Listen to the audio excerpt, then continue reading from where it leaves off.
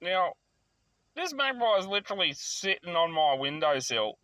Not only that, I'm about to drive off and it's still hanging on to the car. So even when I'm backing out, this magpie is hanging on.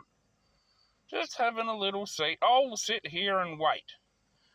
The other two are there. And this one is just, yeah, you know what? Oh, God. This one is virtually so tame now. All right, well, you're not coming for a drive. I know that much. I will get pulled over 100% with a magpie hanging out my goddamn window. Yeah. Oh, God. All right, you're going to have to jump off, mate.